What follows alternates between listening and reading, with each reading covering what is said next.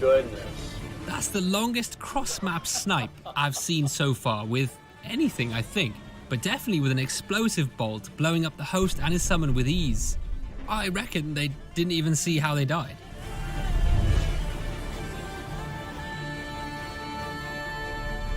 Guy the Funky Man invades into Rhea Lucaria on a pure dexterity rune level 70 build. He's actually ran into a team of 3 players, the worst odds you can have, but at least he's managed to separate one from the pack.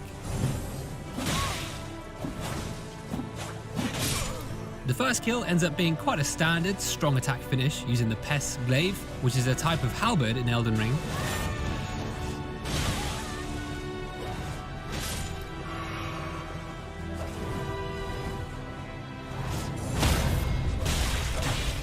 He later misses the riposte on the host. There's the animation, but no damage dealt. However, it sets up a perfect riposte opportunity on the summon.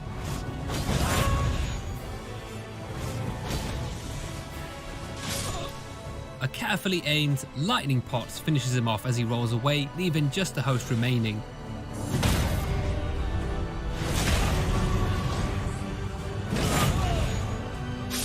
You'll notice each riposte he switched to the Miséricorde, but that has the highest crit stat of all weapons in the game, so it's amazing for backstabs and ripostes.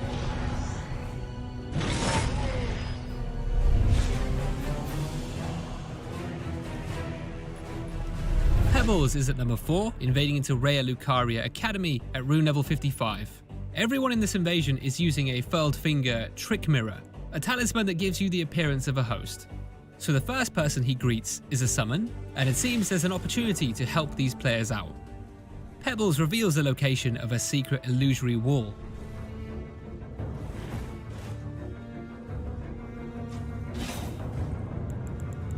And shows them how to leap over the railings.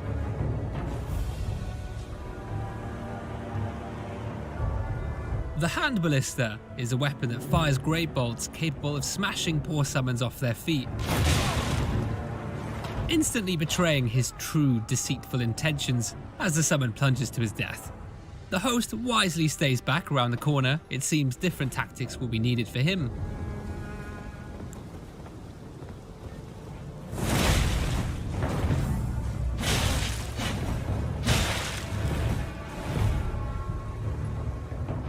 Very well played. That was actually a smart use of the banana peel item. The host never expected that one.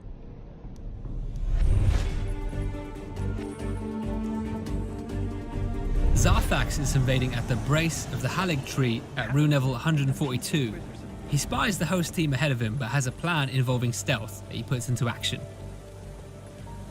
By bypassing sections, he cuts through the level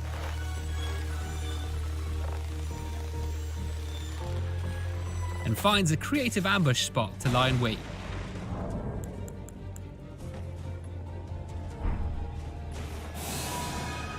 It takes a bit of trial and error, as always, to find a suitable Mimic's Veil disguise, but eventually he gets the inconspicuous crate object. Over 3 minutes pass like this until his first direct sighting.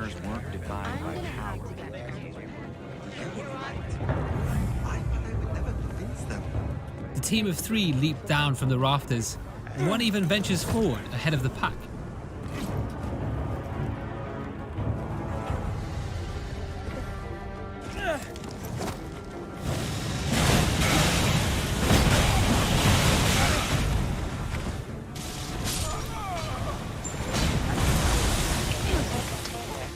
This weapon is Malekith's Black Blade. It's a colossal sword type, and the weapon skill Destined Death begins with a horizontal slash into ground stab, ending with a blade vortex that catches all 3 opponents. The host takes the full force straight to the face, gets sent off the ledge and dies to the HP reducing after effect of the skill. That was really a perfect ambush, well set up and well executed.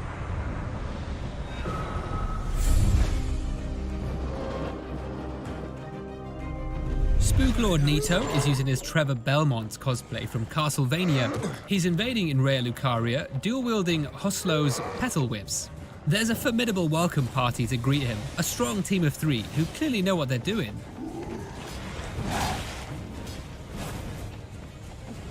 Maybe I'll run away. They try to surround him and draw him in with the gravitas weapon skill. In fact, he comes close to dying almost immediately. Whips have often been underwhelming in previous Souls games, but in Elden Ring they're arguably a lot stronger than you might expect. This particular whip inflicts the highest blood loss build-up for the whip category, making it extra dangerous. He's infused it with the quick step Ash of War for extra mobility, although he doesn't actually use it throughout the invasion. You'll notice the whip does have some advantages in a situation like this. The attacks can cover quite a wide range in front of you.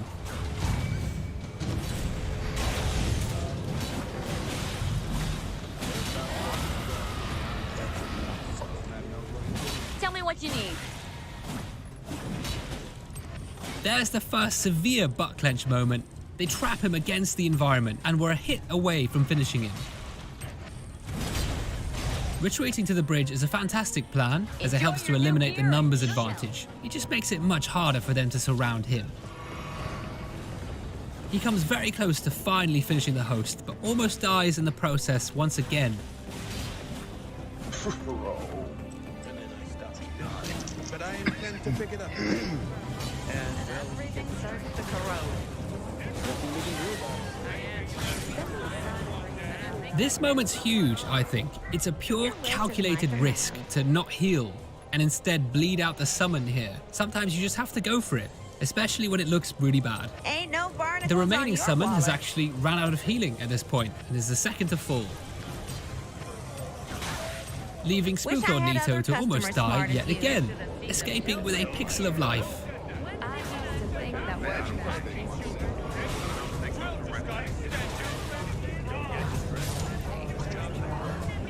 My favourite things about this invasion were the dodges, the luck, the skill, and the tension, most of all. Very, very impressive.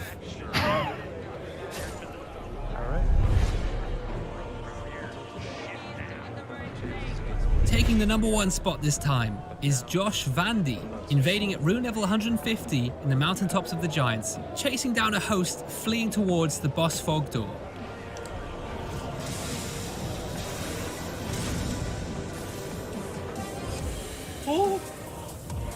Oh, no way! Holy shit! Right before he enters the boss fog, unlocked, one shot, perfection. So clearly, as he invaded, the host had tagged their friend's summon sign and then sprinted for the boss fog door. Josh had already drank his lightning damage boosting physic, and then the madman decides to hip fire a Hail Mary lightning spear across the ravine. And the damage alone almost one-shots the host, but the knockback sends him off the cliff with 19 HP to his I get death. that you're a romantic. An interesting question. You ask, though, as if they are entirely different. Thanks to all the ends of the- submitters for this whether first it's Elden Ring science episode. or For the next romance. episode, the topic will be Answers top to 10 questions are often cosplays. best This is a guessed fan with a favorite different topic where you can get really perspective. The same creative and design a information popular leads to- for fictional example, character and roleplay in the sun game. was once I've a already seen one or two fiery amazing god ones from the community, with- so this should be How do interesting. you feel Please about describe what your science? character is and where it's from, obviously. Thanks everyone for Science is watching. just a tool. Take care. You can See you use it to soon. build a shelter or A vivid but effective example. Hopefully, hurry To back the east so we of the can starting Of course. area is Caelid. You'll know when you find it. It's the place that looks like hell. Early game though, it holds some of the most useful content out there, especially when it comes to gaining runes to kickstart your new characters. Before we look at one of the best early game rune farming locations in this area, you need to know about Elder Dragon Grail if you don't know already.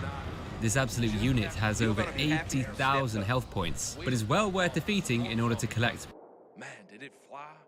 I almost killed my pal.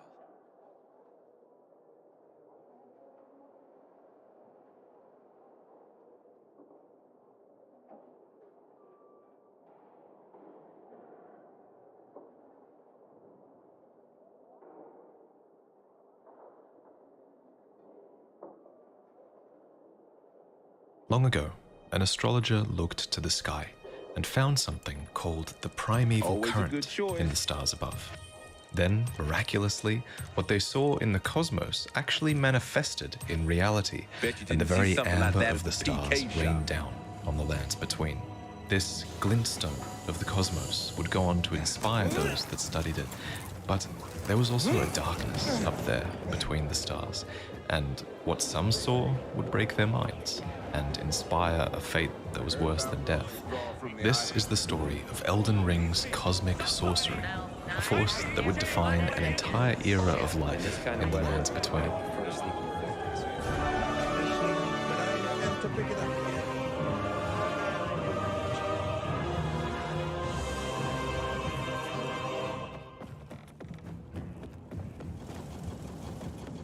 It all began with the founding Reign of Stars, a legendary sorcery that was the founding glintstone sorcery.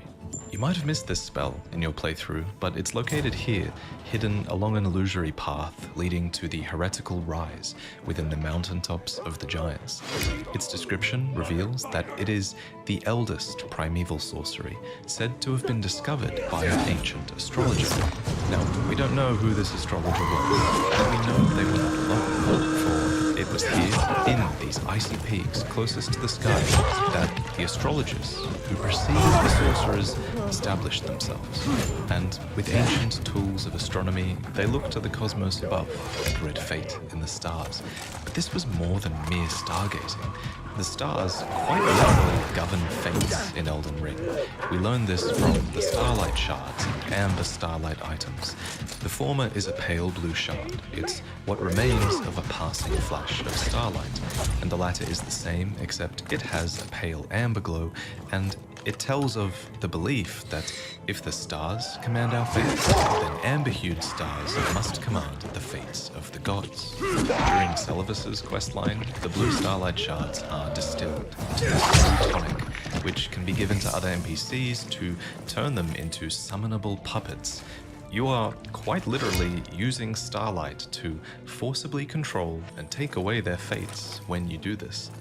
These exact same intoxicating drafts had historically been used in the Eternal City, as is exemplified by the Night Maiden and Swordstress puppets, who actually chose this controlled fate for themselves, presumably so that they could better serve the needs of the Eternal City.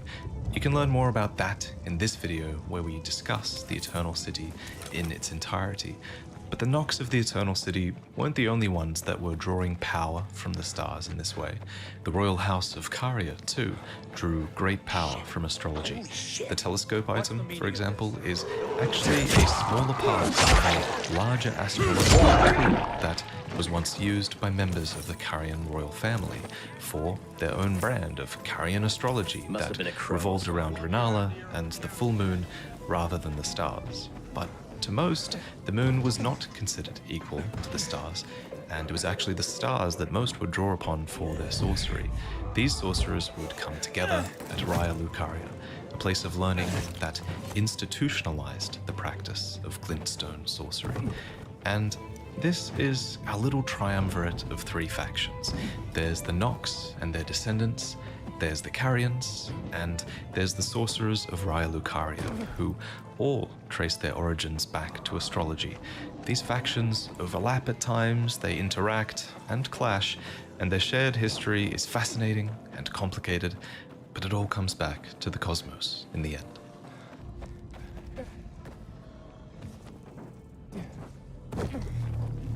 But let's return once again to the founding Reign of Stars, which tells us that the glimpse of the primeval current that the ancient astrologer saw became a reality, and the stars' amber rained down on this land. But what exactly is the primeval current? Well, let's break down the term.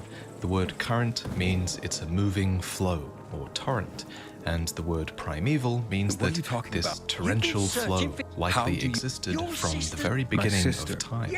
And thanks to the description for Comet Azure, we know that the primeval current is a distant starry expanse, something that is visually similar to the torrential comet generated from this spell. But what's truly amazing about this cosmic force is that somehow, this ancient astrologer managed to manifest a rain of stars upon the Earth merely after glimpsing it in the primeval current of the cosmos far away. And I speculate that starlight shards are actually another example of this phenomenon. Their description reveals that these are what remains of a passing flash of starlight, and we exclusively loot these at the foot of giant stone astrolabes, which are these ancient stargazing tools. Thus, rather than being a piece of star that has fallen to the ground, I think these might be a byproduct of the act of looking up at the stars. Why else would we loot them here?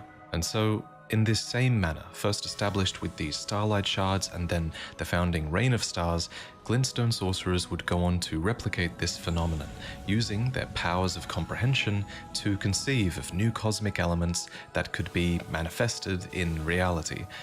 Or put another way, they formulated spells that let them throw giant rocks at each other, and it was a huge hit with everyone. But among these glintstone sorcerers were some who wished to truly understand the mysteries of the primeval current, no matter the cost. These were sorcerers like Lusat and Azur, who would literally become crystal in order to sync up with and better understand these powers of the cosmos. And then there was Selen, the Graven Witch, who threw all ethics to the wind and wished to see humanity ascend no matter the cost. And make no mistake, the stars are alive, in a sense. Look at Estelle, for example. This is a malformed star, but a star nonetheless, birthed from a void, or so it is said. But I'm getting ahead of myself. Most sorcerers, it seems, would just be content with merely manifesting cosmic power, and so they would embed a piece of physical glintstone into a staff and then use that glintstone as a sort of catalyst for the stars above. And since glintstone was needed to channel spells, and since sorcerers needed glintstone to study, I think having access to physical glintstone would have been a really important thing. And luckily for the sorcerers, glintstone, being sourced from meteors and comets, had fallen to the lands between before. So these valuable crystals were mined and put to great use. And so atop and amidst enormous quantities of glintstone in the lakes of Leonia, a place of learning was built, an institution known as the Raya Lucaria Academy. Sorcerers as a whole were powerful. They could read fate in the stars, fire cosmic projectiles at their enemies, and potentially even command the fates of others. So, naturally, there needed to be an institution for their power, a place of learning, but also a place of hierarchy and even governance, where rules about sorcery could be debated and enforced. When you journeyed through Raya Lucaria, you would have collected these symbols of their institution. These are stone masks, called glintstone crowns, and not just anyone is supposed to wear these crowns. They are a symbol of achievement, and they represent one's mastery of a certain conspectus or school of learning within the academy. They also make a good weapon, if all else fails. But why was this design specifically chosen as a symbol of achievement? Well, according to many item descriptions, there isn't just life in stone, but there is a wisdom contained in stone as well. So their masks were crafted with stone and set with glintstone.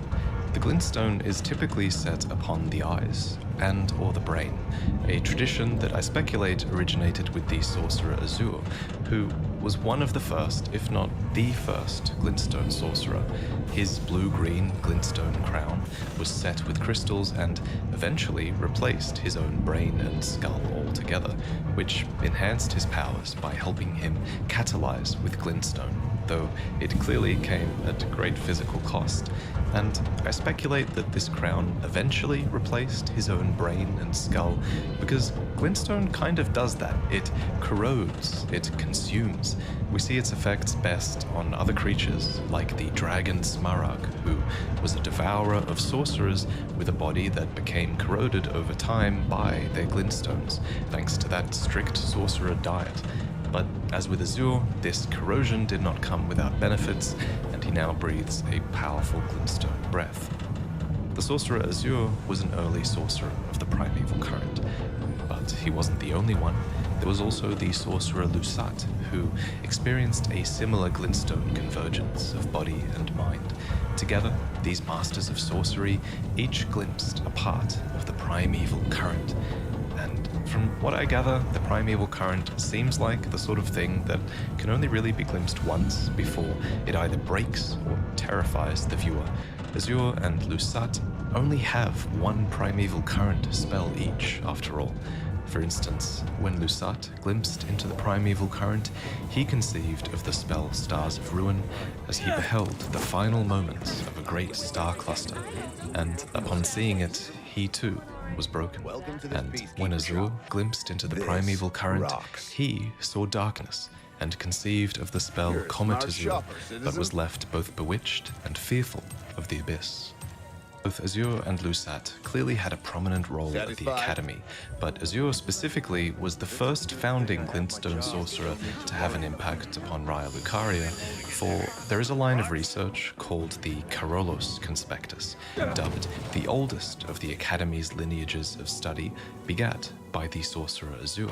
Sorcerers who follow in his footsteps by studying this conspectus pursue the mysteries of comets, leading to new kinds of comet sorceries like glintstone comet shard and shard spiral. Each conspectus appears to be named after a founding individual. These stone crowns are designed after actual people, after all, people you can see in the flesh upon their matching portraits in the Academy. So even though the Carolus conspectus follow the path began by the sorcerer Azur, their conspectus must have been sort of formalized by someone named Carolus. But as time went on, more conspectuses needed to be created as new lines of inquiry were explored. And so logically, the Olivinus conspectus should have been the second to be created, for this line of research is also concerned with the study of meteors in the primeval current, except this conspectus began with the sorcerer Lusat.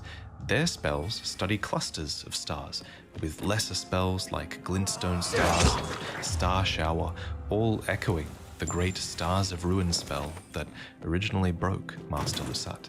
Lusat and Azur were true masters of the Academy, after all. They were actually dubbed Grandmasters, specifically, with special robes that reflected that, and it seems like no one ever went on to achieve such a rank or sacrifice as much as they did. And they sacrificed a lot. They can barely even move anymore, and when Selen talks about them, she talks about their bodies rather than a traditionally living person. Perhaps they've actually ascended to a higher plane of existence. That might explain why they weren't really around anymore to form their own conspectuses, something that was left to Carolus and Olivinus and others instead. With such enigmatic founders, many dedicated themselves to the study of glintstone, taking vows of virtue and austerity. In return, they received the deep blue robe of Raya Lucaria and were able to study these grounds. Some nobles of Leyndell were even permitted to study here clearly, though their meager accomplishments never warranted them earning a stone crown, and fittingly, you only see them casting glintstone pebble in-game. To assist in their learning, a powerful spellcaster would often go and cast a spell called Terra Magica from the tallest belfry of the Academy. This sigil would be cast with such strength and allow for such a vivid experience of spellcasting success that it turned many a fledgling into a true sorcerer in a flash of understanding. But not all learning took place at the Academy. In fact, a couple of signature spells were specifically given to those who departed from the Academy to embark on journeys. Starlight is a spell that guides such sorcerers in dark places, and it reads, "Even during the blackest nights, sojourns underground, or imprisonment in jail, the stars are never far from a sorcerer's side." And then there was Glintstone Arc, which would allow these fledgling sorcerers to cleave through the ranks of the fools that would outnumber them on their journeys. Such journeys were encouraged by the Academy. There was even a conspectus for this practice called the Hierodus Conspectus, with a crown that was granted to scholars who engaged in nomadic study away from the Academy. In-game, this crown is worn by errant sorcerer Wilhelm, who fights with night sorceries and wields the Staff of Loss, which enhances night sorceries. This staff doesn't even have a glintstone embedded in its tip, and supposedly it can only cast night sorceries as a result. That's how important asceticism was to some sorcerers, and they believed that it was a powerful path towards discovery.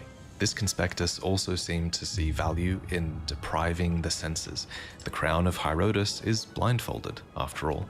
We see this same practice of veiling the eyes down in the Eternal City as well, and the Nox's descendants were of course accomplished practitioners of night sorceries, which seemed to be thematically tied to this blindfolded, ascetic embrace of the void. Moving on though, this habit of sending fledgling sorcerers away must have posed a bit of a problem, however, as when war broke out in the lands between, Raya Lucaria would close and seal its gates, preventing access to most, including its journeying fledgling sorcerers. The only way to get back inside was to use a glintstone key to activate the warp magic within the seal. These keys only seem to belong to accomplished sorcerers, and they remember their users, meaning that thieves or Glintstones like Thops could not get inside. In the current age, Thops mentions that the Academy closed its gates after declaring that they wouldn't interfere with the shattering. Now, this suggests to me that the Academy might have had a bit of a habit of striving for a sort of neutrality or indifference in world affairs. Indeed, they had developed an entire conspectus who sought power in order to quell conflict. These were the battle mages of the Heimer conspectus, who wielded stone clubs and spells of cannon and gavel. A gavel is commonly used as a symbol of judgment, but rather than interfering with outside affairs, I believe the Heimer conspectus mainly functioned as the Academy's judiciary. Their crown is even blindfolded, which is widely regarded in the real world as a symbol of unbiased justice. And with their preparedness for combat, the Heimer conspectus were cited as being the only ones who dared to venture outside whenever war had broken out. And just like the blindfolded members of the Herodotus conspectus, the battle mages of Heimer believed that seclusion was no way to foster discovery, and instead believed that it was only a convenient form of escape. That said, we do find sorcerers of other conspectuses outside the Academy as well, though you can sort of infer that they're a bit wary to be away from home because they're often accompanied by marionettes. The marionettes are dolls, constructs that were crafted and animated by the sorcerers, who are their masters. There are a couple of variants. There's an avian variant with curved swords that can fly and throw fire pots, and then there's the typical marionettes with spiked spears, short swords, and short bows. Lots of short bows. These will commonly drop down upon you in ambush, and while they like to go a bit ballistic, they do act as crudely effective support for a ton of the sorcerers that you meet in the game. You'll even find a few of these down in the Raya Lucaria crystal tunnel, where glintstone miners are hard at work extracting glintstone and ore. These miners don't use conventional tools though. Instead, they mine with a digger's staff, embedded with a glintstone, casting spells such as Shatter Earth or Rock Blaster. A fascinating little detail here, though, is that these mining spells carried enormous stigma and uncommon because they marked their user as a failed scholar, perhaps as someone who had to turn to menial labor, lacking the intelligence to pursue the complex mysteries of the cosmos. Indeed, the Overseers attack by crushing scraps of glintstone rather than with any advanced sorceries. At the end of the crystal tunnel is a crystallian, an inorganic being that was hewn from crystal long ago. But these are more than mere constructs. They are ancient and even possess a faint sort of intellect dubbed the wisdom of the stone. Long ago, they even made a concord, or an agreement, with the Carian royal family. We don't know the nature of this agreement, but some can be found chilling upon the moonlight altar, allowed to stay in close proximity to their crystals, perhaps. And for their part, we do know that the Crystallians did teach the Carians a spell called Magic Downpour to mark the occasion.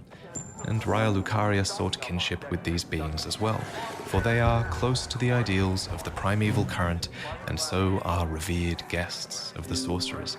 The best example of this might be down in the dimly lit Academy Crystal Cave underneath Raya Lucaria, a crystal cave that is not mined, perhaps out of respect for the Crystallian duel at the end of the tunnel. There are even living quarters down here, and I suspect these belong to a group of sorcerers called the Crystal Cadre, which was a group that was founded to research the wisdom of stone possessed by the Crystallian. However, just like the primeval current, these sorcerers clearly don't have all the answers on these beings. They call them inscrutable, and note that they have but one clear purpose, and that is to safeguard their crystals unto the end. Though there is one theory on these beings, and it's that they are waiting, yearning for the return of their creator, who will carve for them true breath. A few sorcerers down here near the Crystallian are in possession of the Twin Sage, which marks them as members of the Twin Sage Conspectus. These were the elites of the Academy, permitted to study and excel in sorceries of all kinds, and I assume it was these members, these elite members, who would climb out of this cave and cast the legendary Terra Magica that would cover the entire Academy's grounds from this tall belfry that we mentioned earlier. But the Twin Sage Helm wasn't the only mark of a proficient scholar. There was also the Witch's Glintstone Crown, which was granted to a scholar who excelled in her studies, which also merited the title of Witch.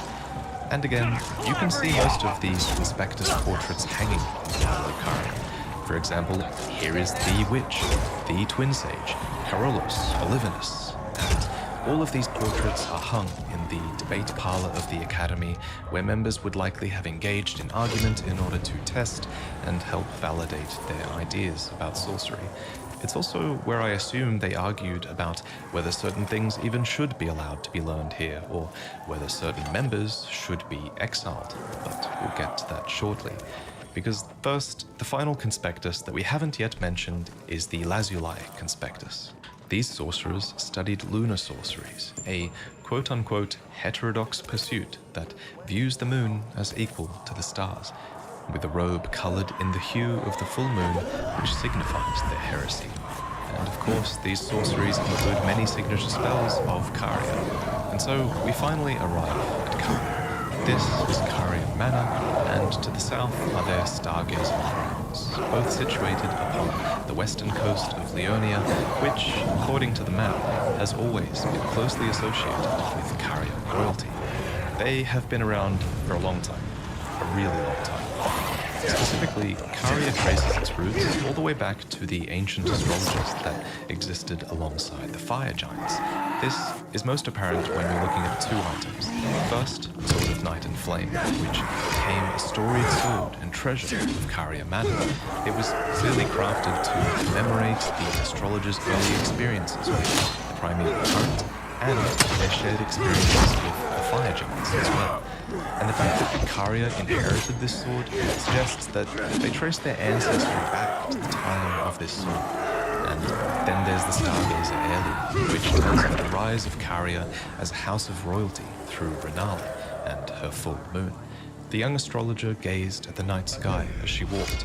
She had always chased the stars every step of her journey. Then she met the full moon, and in time, the astrologer became a queen. This royal house continued this tradition of stargazing and raised princesses and Carian knights to serve as their retainers. One of the foremost Carian knights was named Loretta, a woman we talked about recently in the video I did on the Eternal Cities, as it was rumored that she was an Albinoric. Albinorics, as you may know if you watched that video, were widely despised in the lands between, though Caria is one of the few factions that seems to be pretty friendly with them. Albinoric sorcerers are found all throughout Caria Manor, and one, named Pidia, is literally called a Carian servant, linking the Eternal Cities with Caria in an alliance perhaps that might have allowed them to learn more about the stars from the Albinorics. At any rate, Renala, with her full moon sorceries, was the champion of Caria, a prominent one too, apparently. And it's no surprise when you look at the powerful characteristics of her full moon. It has immense gravity, and it eclipses all other magics. It lowers defenses. It is enchanting. And Renala used all of these traits to charm the Academy, to bewitch them, and become not just the Queen of Caria, but also the master of Raya Lucaria itself. And so, of course, Here is her portrait, displayed most prominently in the Academy of Raya Lucaria, right next to what many assume is a portrait of Selen. For if you unmask her in-game, then she actually looks very similar to this witch, someone who was worthy of an entire conspectus and apparently was the most promising sorceress in the history of the Academy, but even Selen, with all her promise, or perhaps because of her promise, would not be tolerated in the end. If you recall, I was exiled from the Academy of Raya Lucaria. It was for attempting to restore the primeval current of Glintstone sorcery. The toothless pedantry peddled by the Carian royal family can rot for all I care. I want Glintstone sorceries that open our minds, unbound by terrestrial taboos. For Selen to know so much about what she calls toothless pedantry peddled by the Carian royal family, I assume she was a part of the Academy during Renala's reign over it, and that it was Renala's influence that finally led to the Academy's intolerance of primeval current research. And Selen wasn't the only one expelled from the Academy.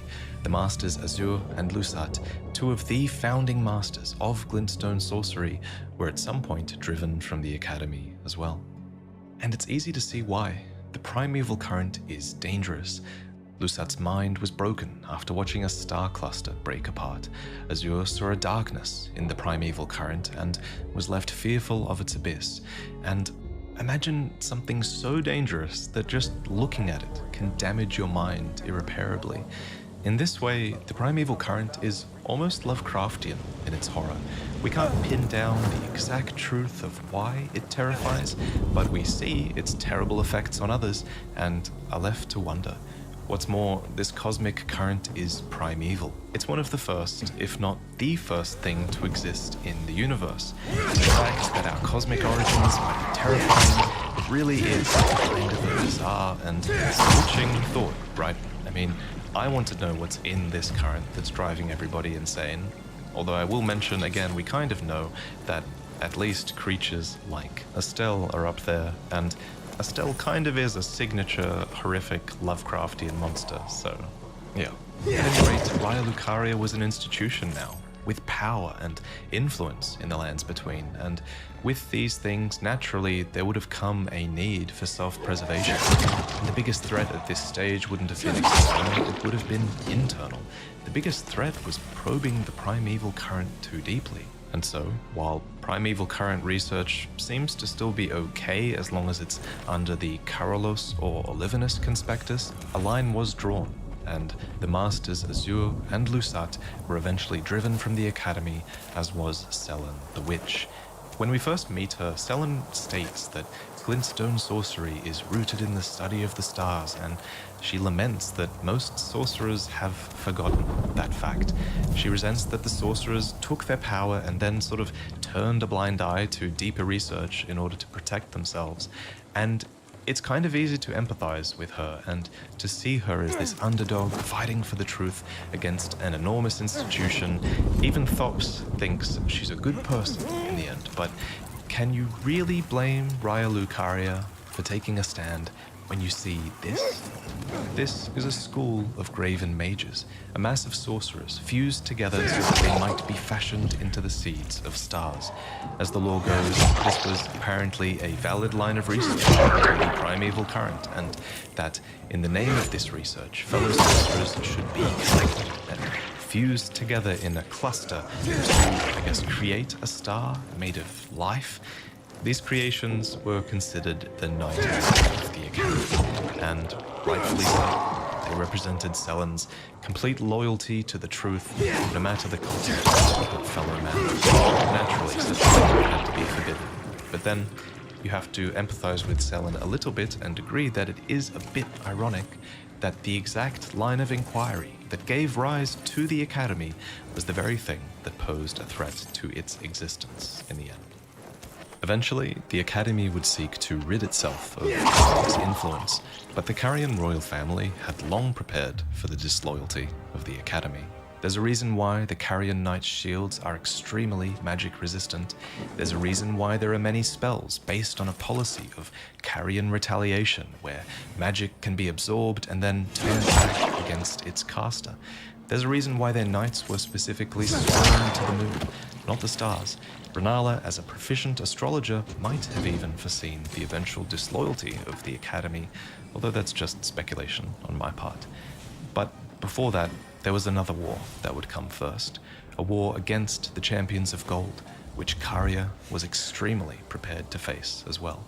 The Order of the Erd Tree had conquered fire giants, the Storm Lords, and Karya and the Academy were next, it seems. Led by Radagon, who we now know was a part of Marika, a great war began. But here, the Order of the Erd Tree actually met their match. Despite numbering fewer than 20, the Carrion Knights were a match for even the Champions of Gold in battle, and enchanted Troll Knights fought on Karya's side as well, called into service from an ancient oath made with Renala, back in her youth atop the mountaintops of the Giants. And so, instead of weathering a stalemate, a truce was proposed between the two parties, and sealed in holy matrimony. Radagon once cleansed himself with celestial dew, repented his territorial aggressions, and swore his love to Renala. The Order of the Erd Tree and the fate of the moon conjoined, and all the wounds of war forgiven. And of course, we all know that Radagon is Marika, but no one else did.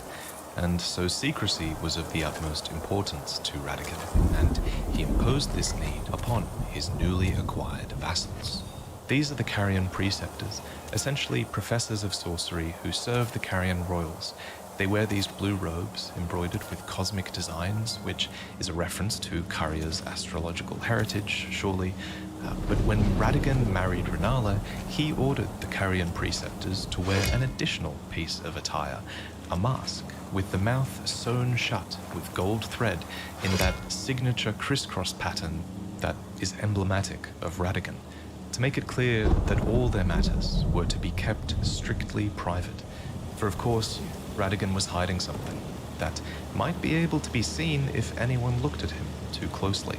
Indeed, this desire for secrecy was well-founded, for someone did look at him too closely during this time. A sculptor who secretly rendered this dichotomy between Radagon and Marika into his work. But no one else discovered Marika Radagon's secret, not until we came along, and long before that, Radagon would leave Renala, and her heart would go along with him. And it was then that those at the Academy realized that Renala was no champion, after all. When we see her, we realize that she was likely left quite witless and innate after this loss of Radagon, and so it was no surprise that the Academy took this chance to rebel against the Carrion royals. With Renala essentially held hostage and safely locked in their grand library, the Academy went to war with Karya, focusing their assault upon Karya Manor, for that is where a siege commemorated by this graveyard of swords took place. The enchanted soldiers who fought on behalf of the Academy were named the Knights of the Cuckoo, wearing red and blue surcoats that depict their namesake and carrying shields that boasted high magic damage negation. They were explicitly purposed as mage hunters and have been quoted as stating, "Our enemy is none other than Karya itself." They also throw Albinoric pots, which reference the torture of Albinorics and the hatred of Albinorics that the Cuckoos have. And again, the Albinorics are found throughout all Karya, so these Knights of the Cuckoo were fighting against some true enemies here. But despite some of their descriptions saying that the Cuckoo Knights were sworn to the Academy, I think that's actually just wishful thinking by Raya Lucaria. The Scholar's armament and shield spells, for example, were actually spells that were, quote-unquote, taught to the Knights of the Cuckoo as payment for their contract. So they were getting paid to fight, and learning these low-intellect spells suited them because they were not proficient sorcerers. For example, instead of casting spells, they would crush broken clumps of glintstone, dubbed faux sorceries or fake sorceries by the Academy. But most telling about their loyalty is the Cuckoo Knight armor, which says, "Its left breast is emblazoned with a peering cuckoo, whence came their name." which straight up admits that perhaps the birds' shrewd gaze is an expression of their refusal to be mere servants of the Academy. And in the end, the Knights of the Cuckoo failed pretty hard. They were not only defeated in the siege of Caria Manor, but they were turned into puppets there, and many now fight on Caria's behalf. We get an idea of how much they must resent this when they somehow break free and confront Pidia, a Carian, an Albinoric, and a mage. 3 things that they absolutely hate.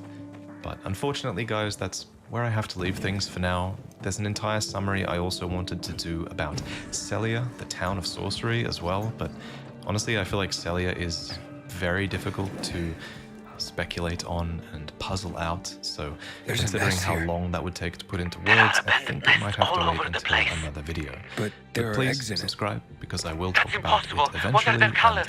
I think I'll also White give Selen with her own dots. Prepare to Cry episode Brown as well. dots? Hers That's is right. going to be amazing. How many are There's some there? good things 6? ahead, as always.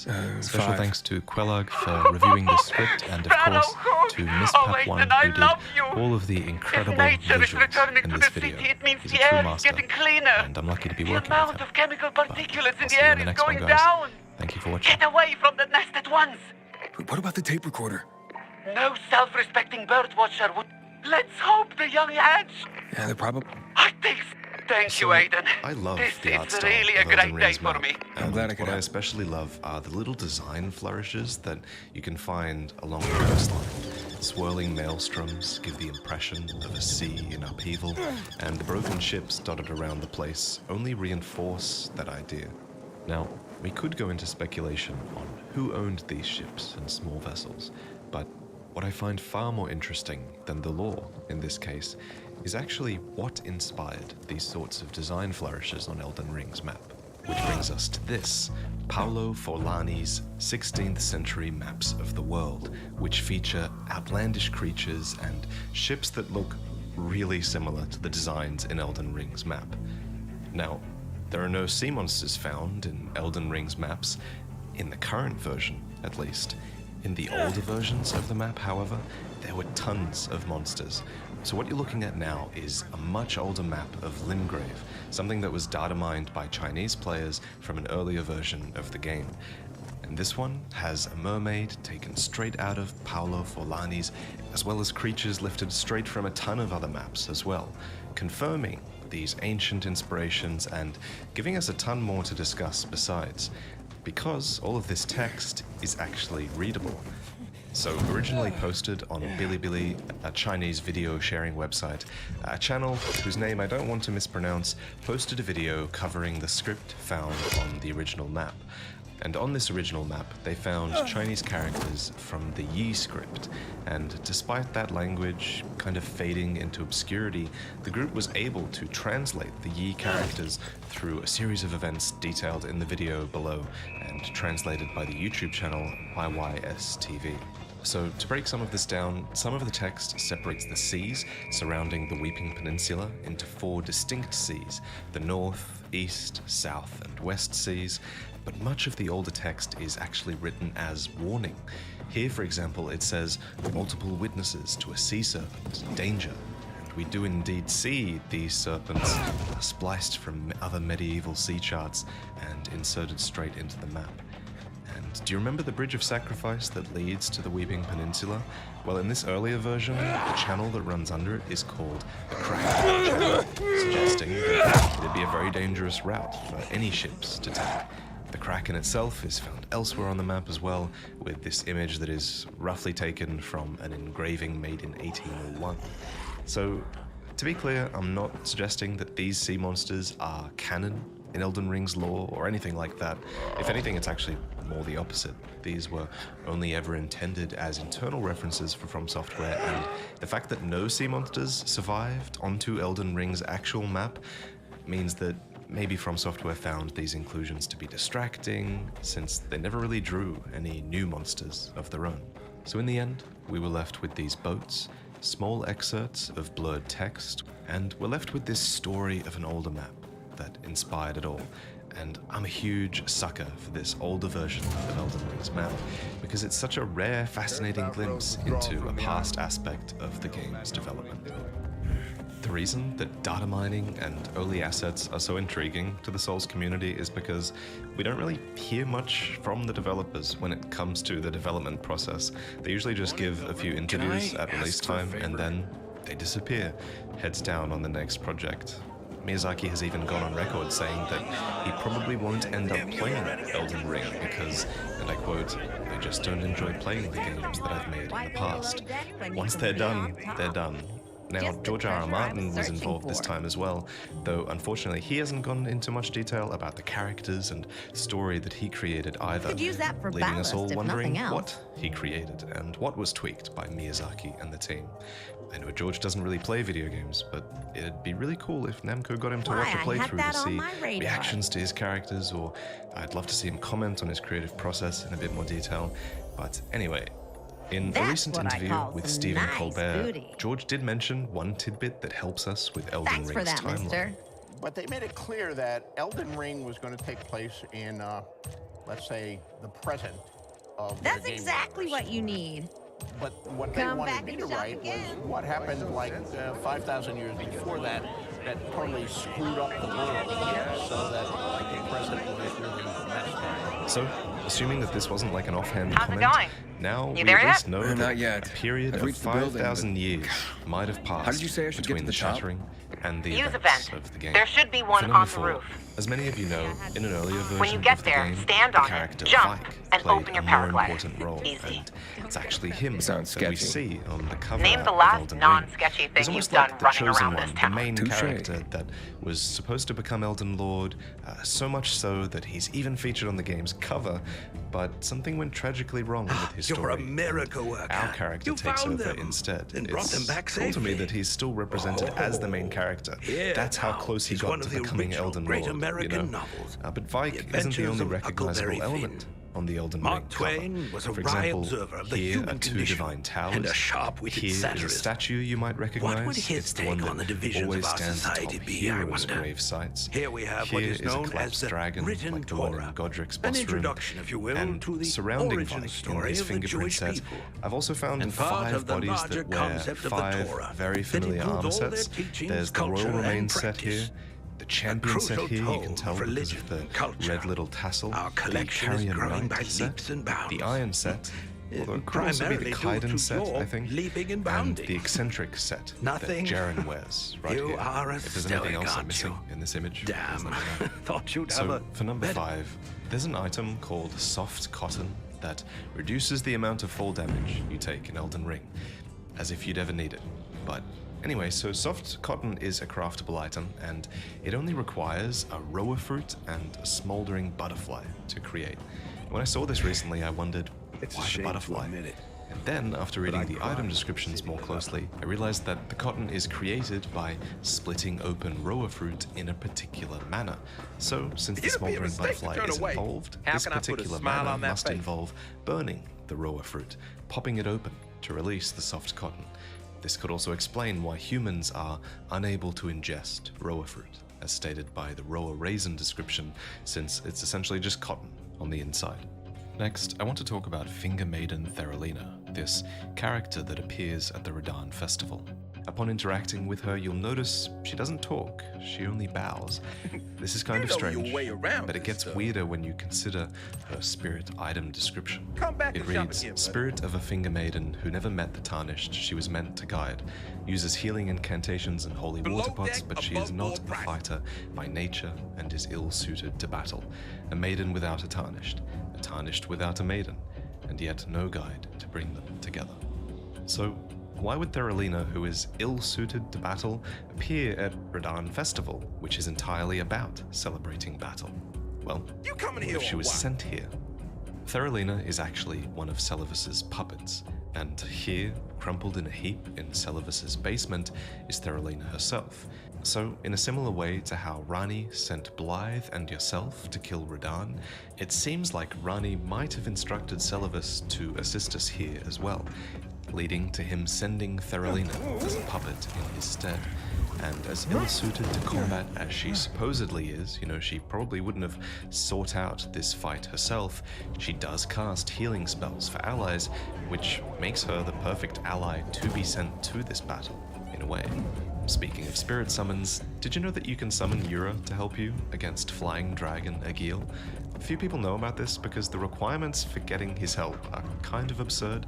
First, you have to defeat Bloody Finger Nereus with Yura's help, and then speak to him after the battle in this dark area where he's easy to miss, and then he'll warn you to stay away from the lake. But if you blatantly disregard this and fall in battle against Agil, you have to die here, you can return to Yura, who will scold you for ignoring his advice, and then he'll come to terms with the fact that you're going to fight the dragon anyway. Aiden.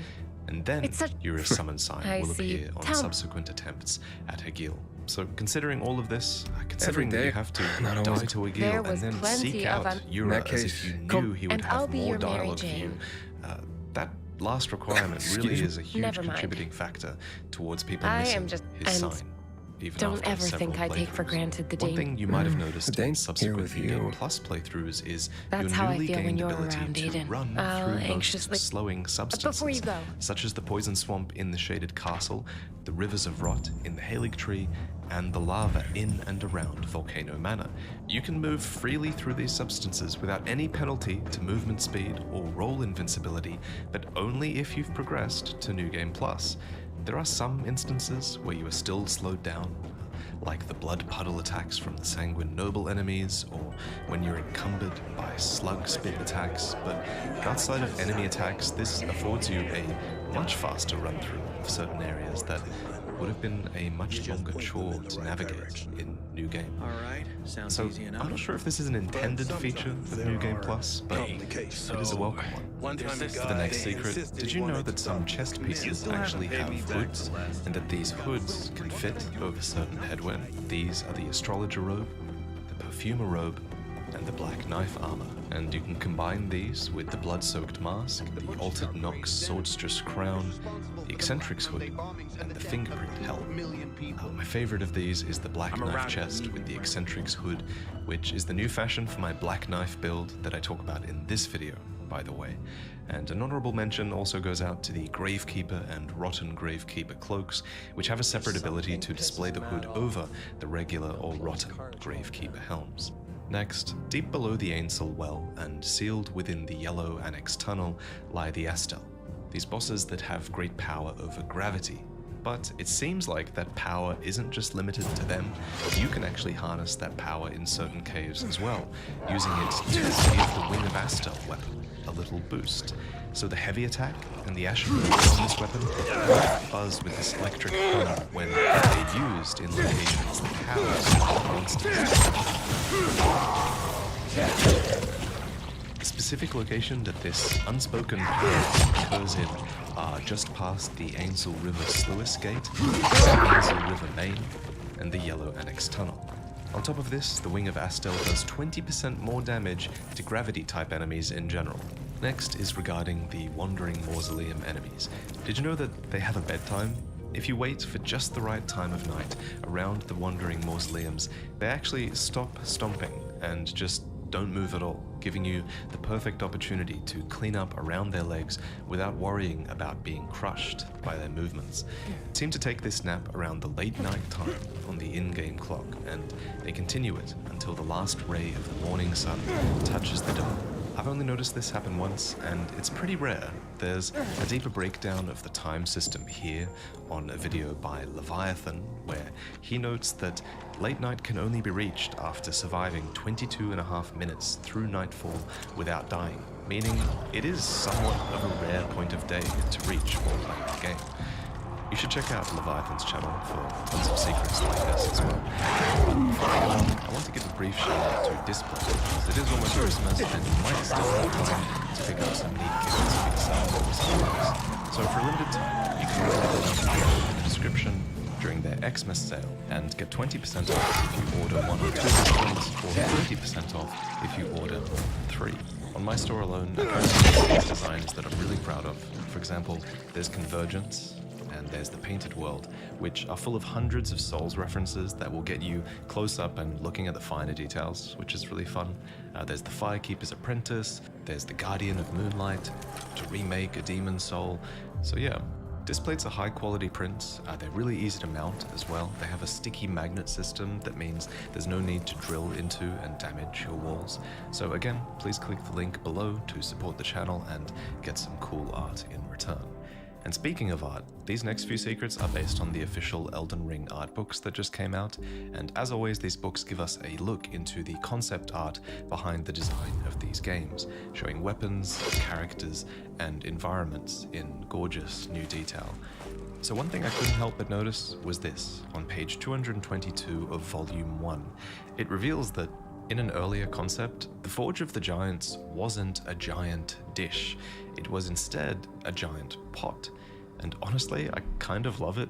The design here is a bit more memorable and really playful in that way that so many From Software designs often are. And I remember reading speculation that the giant lid that the fire giant wields might be like a sort of lid for the forge. So I wonder if maybe the forge having a pot lid originally is kind of in support of that idea. And speaking of a forge, take a look at this, found on page 356 of Volume 1. It's a piece of concept art featuring Blacksmith Hugh in what is very clearly one of the abandoned shacks that we find all throughout Elden Ring. And unlike the giant pot piece of concept art, there is in-game evidence of Blacksmith Hugh appearing in this shack, and not at the Round Table Hold. We learn this from a cut NPC called Gilbert. This character didn't make it into retail, but his voice lines would move onto Yura, and his visual design would be assigned to Witch Hunter Jaren. But here, near the seaside in Limgrave, this NPC once told you where to find the nearby blacksmith. Well, there's something you ought to know. There's an aberration of a blacksmith past the checkpoint that leads to Stonevale. He doesn't seem to think much of anyone or anything, but oddly, he's willing to smith weapons for Tarnished.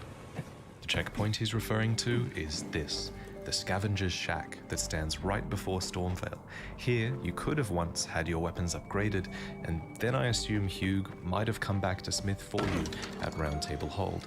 But a part of Hugh's story now in retail is that he's chained to the Round Table Hold. So I wonder if this story element prevented him from appearing at the Scavenger's Shack. Regardless, cool detail, and shout out to Sekiro Doobie on YouTube who noticed and showcased this long ago. And the award for the most bizarre piece of concept art can be found here on page 148 of Volume 2. So we always knew that the flame chariots were manned by someone sitting at the back. You can see that in-game. But this is new. So supposedly, the wheels are powered by people. One person for each wheel in what must be a kind of claustrophobic hell. It's kind of nightmare fuel, honestly. And speaking of fuel, this picture actually explains why the chariot explodes when you do a plunging attack from above. The head is full of flammable oil, and your strike here would completely disrupt the piping that channels all of this to the flamethrower. Before I go, I just want to say I love all the design workbooks of From Software's games. Some images just convey so much like tone and atmosphere, and often a lot of that is lost when these places are rendered in-game, or just changed at least. So these are excellent collector's items, and they're very hard to get and very expensive if you don't buy them at launch. So think about picking up a copy now before it gets too late. I spent hundreds on the older Design Works books, and yeah, I regret not getting them all at launch. Link below in the description, right under the link to the displays if you're interested in picking up even more Souls-inspired art. As always, thank you for watching. I'll see you next time.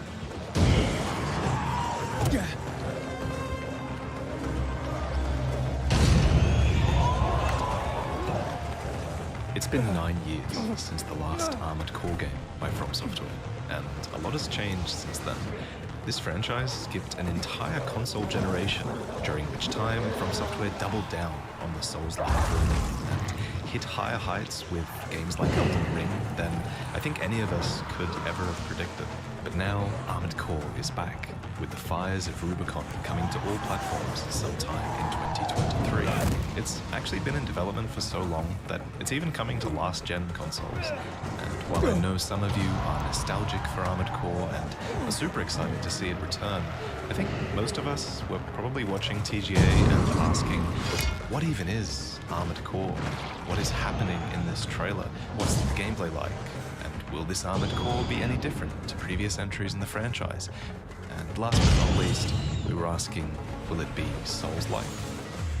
We can answer a lot of these questions. We don't just have the cinematic trailer and previous games to work off of at this point. We also now have a Steam page. We have the official website. Everyone, Zeddy here again today with a brand new video. We finally have some news. We have news on the patch. It's going to be landing, it looks like, on Thursday, at least the patch notes. But more importantly, they have posted a teaser for all the cards being buffed and nerfed in standard. Nothing for wild, but I mean, these cards are wild legal, so it technically affects wild, and we'll go over all that. But we have a ton of changes. It looks like 7 cards are getting nerfed. We don't have specifics, so we'll like briefly speculate on them, but I want you guys to know what's going on, as well as it looks like we have 8, 16, 18, so 25 total cards, 18 buffed, 7 nerfed. We'll go over all that. I got all the tabs open for all these cards, and yeah, we'll go over that, as well as there's some Battlegrounds changes coming too. I'll link that. I'll link this tweet in the description below if you want to check it out. But yes, we finally have news, and of course we'll have a video on the patch notes tomorrow and all of that. Enjoy the content on the channel. Maybe feel like I've earned your subscription, drop a sub on the video or on the channel. Give the video a like. It helps us out a ton. And well, let's go over all the changes. Well, not the specific changes, but the cards that will get changed. So while Pawn Knoll is getting nerfed again for Rogue, it'll be interesting to see if it goes from like 5 to 6, 7, 8, 9, 10, 11, 12 mana. I don't know, but I would love to see the Maestro interaction changed so that it says from another non-rogue class, so you can't just play Maestro and it's 0 on turn 2. I think that would be way healthier for the game, and maybe you could put it to a 4/5 again. If you put it to a 4/5, leave it at 5 mana, and then it's another non-rogue class, I think it's fine because it takes way longer to get out, and 4/5 is probably a better payoff, but we'll have to see what they decide to do. Sinstone Graveyard in the card library, for some reason, still 2 mana. I'm using the official Hearthstone one, and it's still not entirely accurate. I imagine it loses the stealth. Going to 4 mana just seems like it's not going to do enough, honestly. I think it loses stealth. You have a way of actually interacting with the minions would be helpful, but again, we'll have to wait and see. Final Showdown was on the list. By the way, all these cards I like zoomed in, just so you know. You zoom in, those are the cards. That's what I'm going off of. Maybe I'm wrong, but it looks a lot like these cards. Final Showdown, I imagine they make the requirement harder. Draw 5 cards, maybe 6 cards, something like that. Make it a lot harder to complete, slow it down so you're not reliably OTKing. But the funny thing is, you up the requirement on the quest line, you also make more discounts for the rewards. So it's a really tricky one, really just a awkwardly designed card, to say the least. So we'll have to see how they play that one plays out, but hopefully they get it right. Sinful Brand is on here. I imagine it either goes to 2 mana or it deals 1 damage to the enemy hero. It would be one or the other. I would imagine 2 mana, make it less flexible. But yeah, pretty frustrating card. By the way, our predictions, again, I gotta say, pretty on point. As we'll go through. Glacial Advance is on here. This is one that not many people were thinking. I predicted it like 3 weeks ago on my Twitter. I tweeted out, I think this will be the first Deathlight card to get nerfed. And it is. It is the first Deathlight card that will get nerfed. It'll be interesting to see if they go to 4 mana or 1 less. I think you do one or the other. You just make it a little less cheap. And I felt like if they nerf all this stuff, Frosty K is pretty much going to also slot into that style thing. Also, maybe it makes sense why Duels did nerf Bitter Cold a little bit. Maybe a bit more, we'll see. But yeah, Glacial Advance is getting nerfed. We'll see which way it goes. Kind of makes me sad because I like playing Frosty K, but the cards just freaking stupid, and it's probably going to be playable regardless, whatever the change they make. I think it'll still be playable. And then Shock Spitter is getting nerfed again. It's currently a three drop. I guess it goes to 4 because we can't touch Bran. We're gonna nerf cards over and over. But yeah, Shock Spitter, its play rate is still way too high. Its win rate's still too high. I imagine it goes to 4 and still might be problematic. So that's all the nerfed. Oh, sorry. There's also one other big one. Astalor is getting nerfed. As you know, Shadow Step, not on here. Bran, not on here. I feel like those will get resolved when the core set happens in April. So that's, it's predictable, but it is what it is. Astalor, there's so many different things they can do. They can make it like 3, 6, 9 mana. They can mess with the mana thirst, making like 5, 8, 9, whatever. Like just change a bunch of the mana thirsts. We'll see what they do, but Astalor will be getting nerfed. So any of these cards, if you want to craft them right now and play with them while they're busted, go for it, because you're going to get full dust on all of them. So if you want to craft any of these cards like as a free trial right now, go for it. And then there's a bunch of buffs coming, and I'll quickly say what maybe there'll be. Unholy Frenzy, by the way, Deathlight cards getting buffed. Arena, it just got to the point of kind of playability. Rip that, probably. I don't know. Unholy Frenzy, it's 3 mana, probably goes to 2. I don't know what else they're doing with that. Battlefield Necromancer, 2 mana, 2/3, so you can't buff the stats on that. Maybe they make the corpse a 1/3 taunt, or a 2/2 or something like that, right? They buff the taunt it creates because 1/2 is pretty weak. So that's getting buffed. Unholy again getting buffed. Bone Guard Net Commander also summoning a footman with taunt. So they're buffing the footmans with taunt. That's what's happening here. They share the same thing.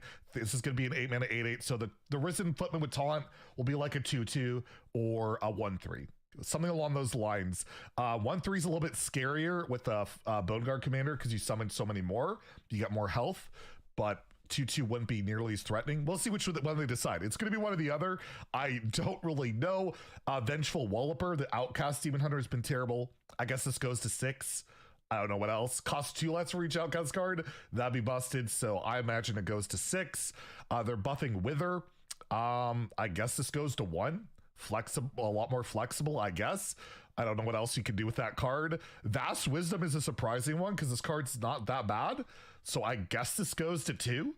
And it's 2 mana to generate 2 spells and maybe get some mana cheat with it. But then they cost 3 less. It's like not thematic. I'm really curious to see what they do with this one. Actually not sure on that one. Energy Shaper was one I mentioned as a possible buff. So a 3/6 or a 4 mana like 3/4 or 2/4. Maybe they, or sorry, 3 mana. Maybe they make it 3 mana. We'll have to see. Time Warden. This is like a big dragon payoff. Battle cry until the end of your next turn. Dragons you summon gain Taunt Divine Shield. Do they make this 3 mana and take a stat off? Maybe. I feel like they probably want to make it 3 so it curves into that 4 drop that has Rush. So maybe this goes to 3, and that's really strong. They probably have to hit a stat point at least on it, though. Haunting Nightmare probably gains +1 attack, +1 health, something like that on one of the parts. Maybe both. The Haunted Soldier, maybe that gets buffed. So Undead Priest getting buffed. Bone Caller, another one I had suggested. Maybe it goes to a 2/5, 2/6, 3/4. I don't know. Probably 1 stat point. You don't really mess with the effect. I don't think you make this cheaper. I think that's kind of nutty, but they could do that. High Cultist Basilisk getting buffed. I have no idea what you do with this. More stats, making it cheaper seems pretty scary, but hey, we'll see what they do. Again, no idea on that one. Infantry Reanimator, I imagine this goes to 5 mana. Battlecry, Resurrected Friendly Undead, give it Reborn. I imagine this goes to 5. I don't know what else you're doing. Darkon Drathir is an 8 mana 6/6. Maybe it goes to an 8 mana 7/7, a 7 mana 6/6. It's a pretty good card when you get it out. It's a lot of damage, and if you have it with Reborn with this card, it's actually pretty gross. So look out for that. If these are both getting buffed, they go very well together. That could be pretty scary. The Last Stand getting buffed. You could make it 3, it would be terrible. You could make it 2, it'd be pretty bad. It's got to be like 1 to 2 mana. I don't know. I had a thought in my mind. You could leave the card at 4, but give it like Mana Thirst 8, double it again. Maybe that's pretty nutty, but we'll have to see. I have no idea. I feel like this card just at 4 is like completely lost. So I think it needs a serious buff. Asvedon, I mean, all you can do is make this a 3/4 or 4/3.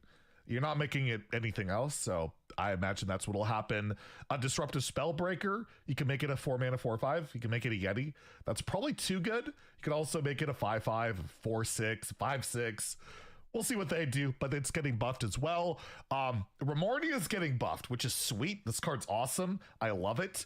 You turn into the weapon and all that. It has not seen meta play. I love that they're going back and trying to buff this card. Again, no idea what they'll do. Make it 6 mana. It's pretty busted. Maybe they make it a 5/10, make it a little bit more aggressive. No idea, but I cannot wait to see what the buff will be. And the last buff, Nelly. Discover 3 pirates, and they basically become like 1 less.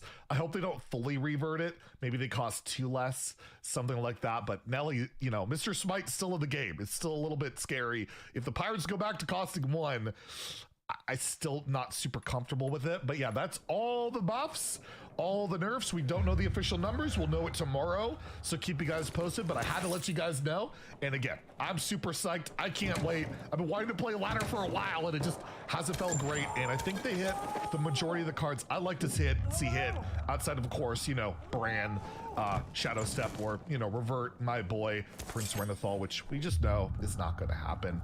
Anyways, if you enjoyed the video, please like and subscribe. Have a great day and stay salty, my friends.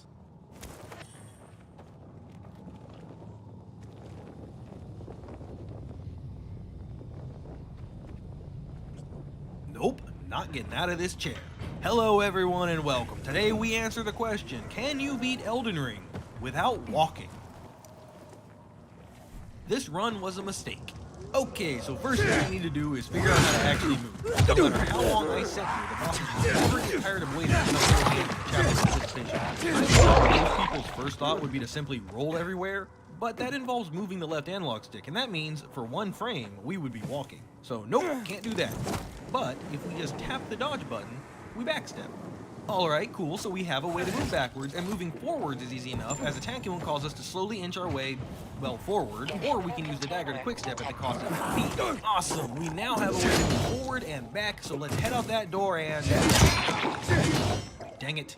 I bet there's a couple of you that didn't know this, but that item is actually necessary to open this door, but no matter how many times I attack, I can't turn my character.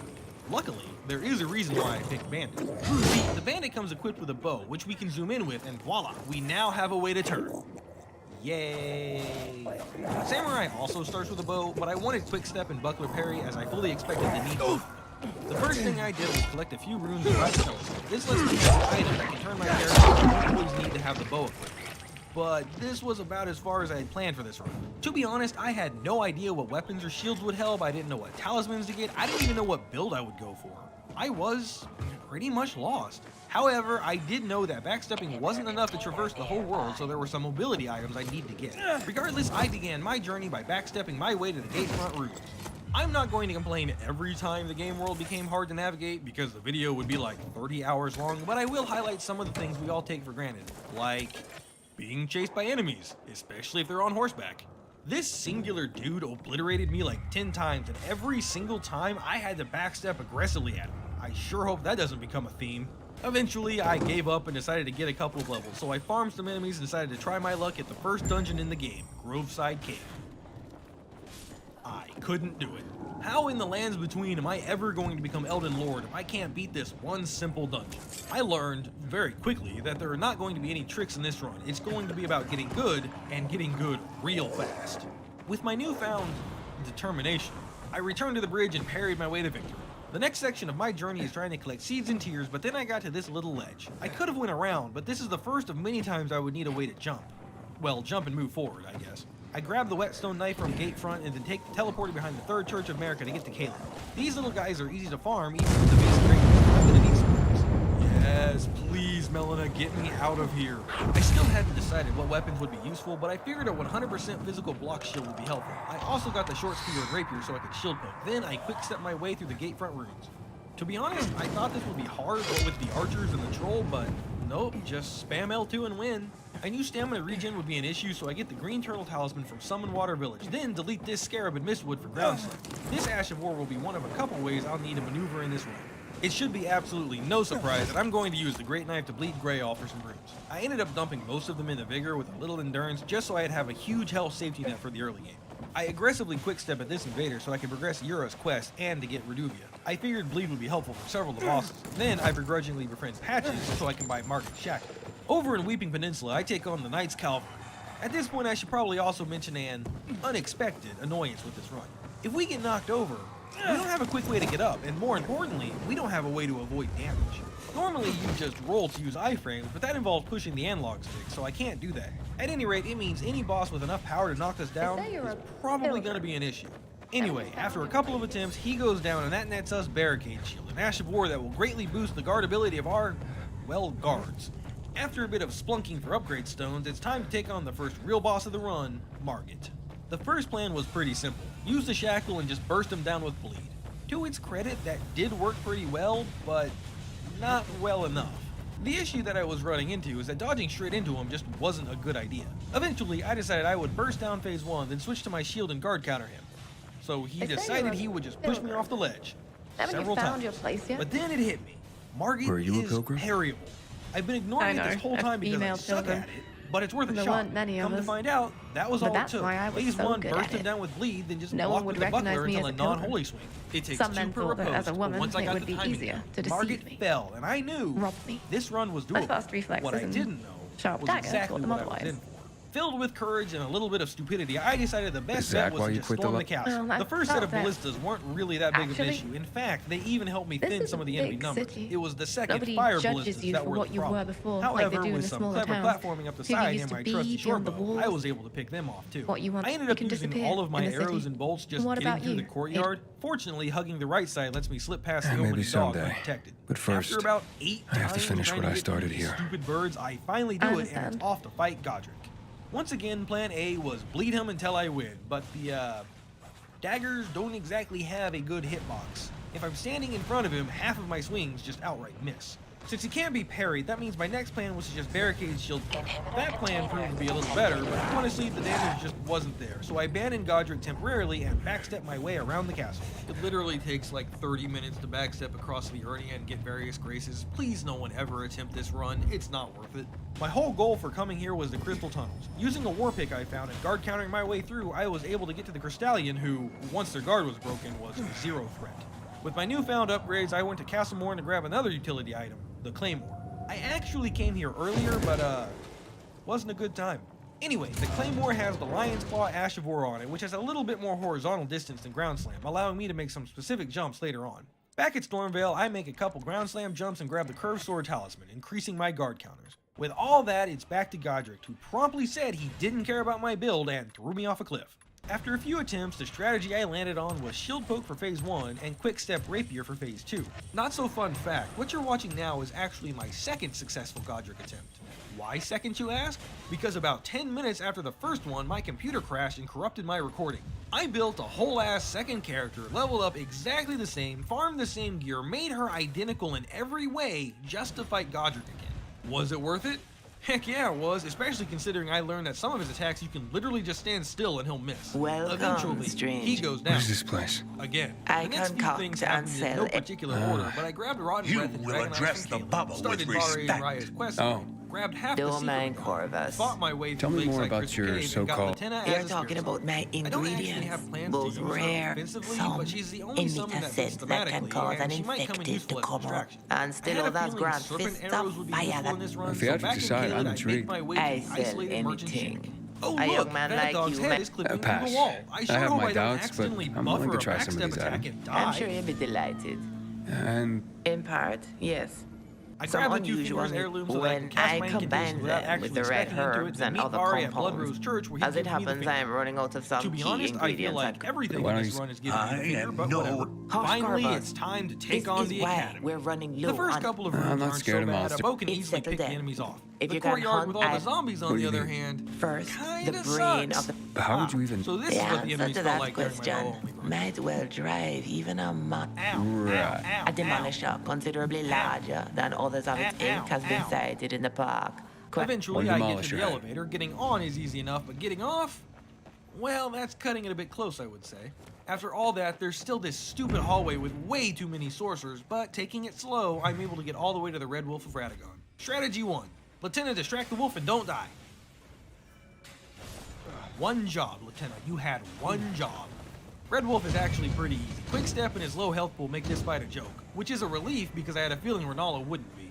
Using Ground Slam to jump the fence, I was a bit worried about the bowling ball, but there are massive openings on either side. Now, how best to handle Moongrum? No, wait, Moongrum, I'm not ready! For Renala Phase 1, I had a pretty good idea of what to do. Bow to break the shield, spit Raw Breath at her, then hide behind the bookshelf until it wore off. Even if I did her whole life bar in one go, she can't die in the bowl anyway, so we have to break the shield again and finish her off with a rapier. Phase 2, my plan was... well, I hadn't thought of that yet. She always starts with her Moonbeam, but Latenna fortunately can take aggro for the first one. But then I didn't honestly know what to do. I tried just putting distance between us. Unfortunately, she didn't like that. I also tried to poison her with my bow, but she just keeps dodging and throwing a billion projectiles at me, so that's probably a horrible idea. After a couple dozen attempts, I decided Renala just wasn't happening right now, so instead I head to Altus Plateau. The only question, how do I get there? I decided I would break my norm and go the Abductor Virgin path because I've never actually done it before. Well, that and another reason I'll explain later. Using Lion's Claw, I can barely make this jump, then it's just a short back hop away from my Iron Maiden friend. I'm so glad I just have to die to this thing. To be honest, I hate fighting them even in a normal playthrough, so it's good I don't have to here. I can't believe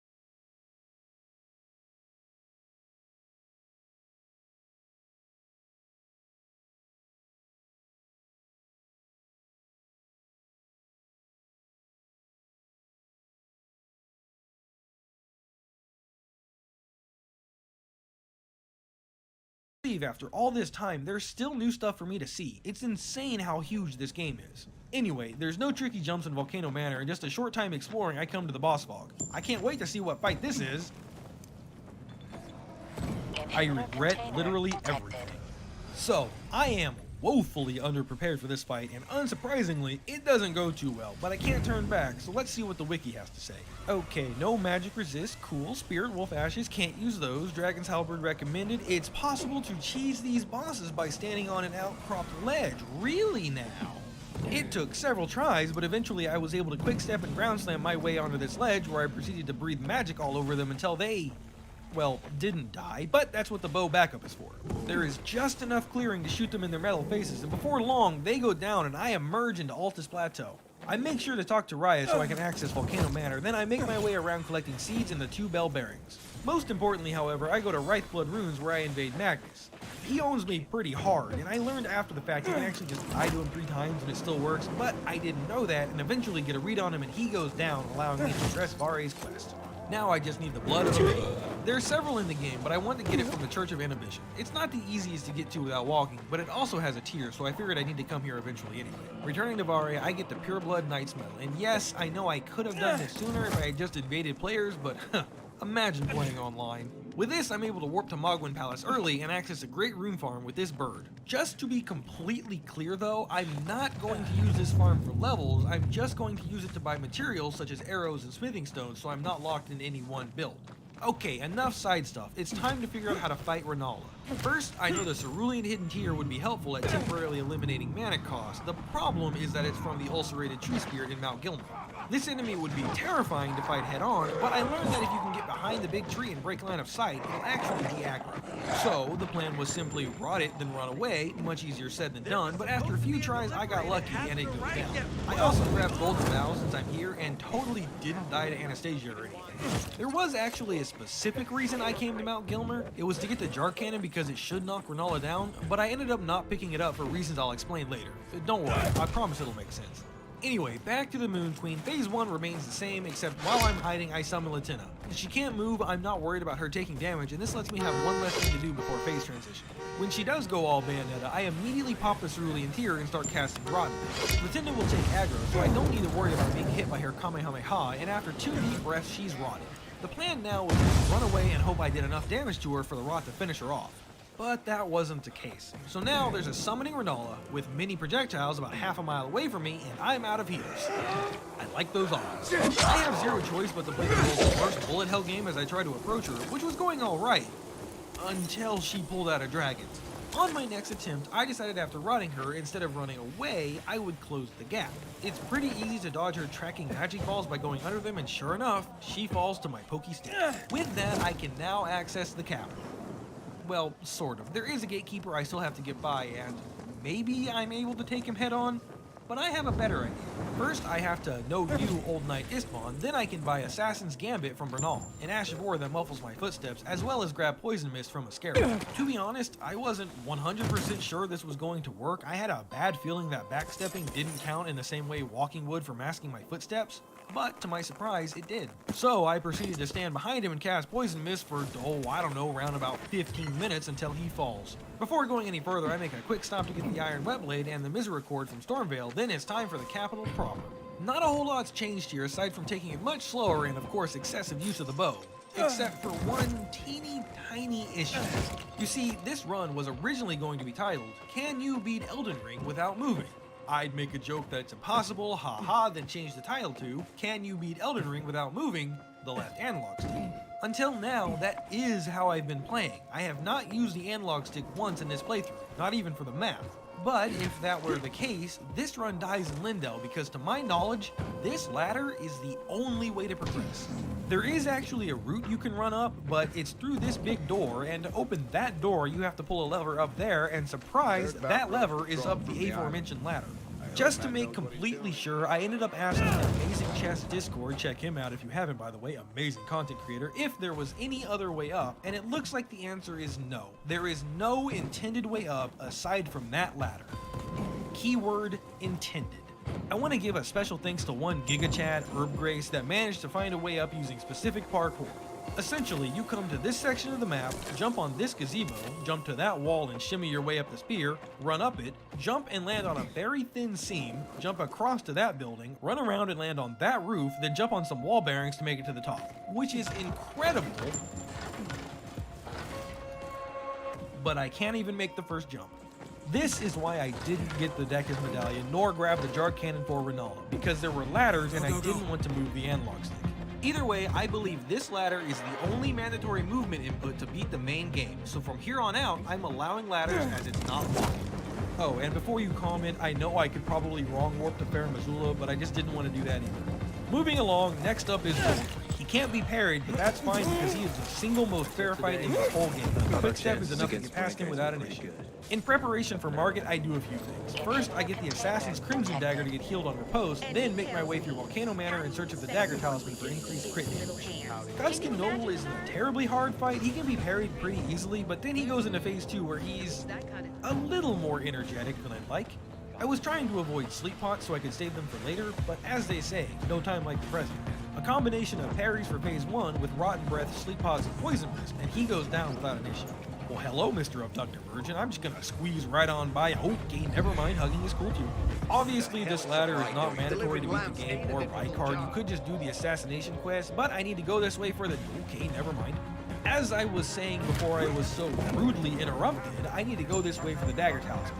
Lastly, I decided since I'm here, I might as well do right. I didn't think it would be terribly hard considering the game gives you the Serpent Hunter to defeat him. My first thought was to block the shield poke, which works great, until Rykard decides to take a bite out of me. If I were to redo this fight, I would definitely put something in my right hand so I could quick step and grab, but unfortunately I'm stubborn and just kept cleaning his defenses. Phase 2, the fight is a little easier, with one exception. If Rykard casts his Ranker Storm ability, it's just over. Without movement, there's no way to dodge all the crap that spawns. However, there is good news. The first hit of Great Serpent Hunt is enough to knock him out of the casting animation, meaning you can just chain stagger him out of casting. So that was my plan. Phase tank phase 1 and chain stagger phase 2. It was going pretty great, right up until not one, but 2 lava explosion things spawned underneath me. This gave him just enough time to get the cast off and then end me. Believe it or not, this wasn't the worst RNG thing to happen in this run. Fortunately, 2 tries later, I get better luck and he goes down. With those extra runes, it's time to take on Morgoth. But this fight is where the training wheels come off. My first plan was to just parry him similar to the Margit encounter, but now he has a bunch more holy attacks and you can't parry those. The strategy I came up with, however, was a bit more involved. Upon entering the arena, immediately backstep to the second small square on the ground and drink the Cerulean Tear, then use his shackle to bind him. Bonus style points for going under the daggers. Cast Dragonites for just more than 1 breath. This isn't going to do a whole lot of damage, but it's enough for Frostbite, then bind him again. Switch to Rotten Breath for a full cast, which will proc Rot. Immediately use the telescope to look 90 degrees away from it. After a second, he should cast the Swords attack. Just backstep a couple times to get away from it. Here's where the fun starts. I had my seal and my buckler in my left hand. That means I only need to press left once in order to switch between parry and quickstep, as opposed to trying to two-hand break it. In short, quickstep was used on attacks that I knew I couldn't parry, then I would have the buckler out and try to approach just by swinging the sword.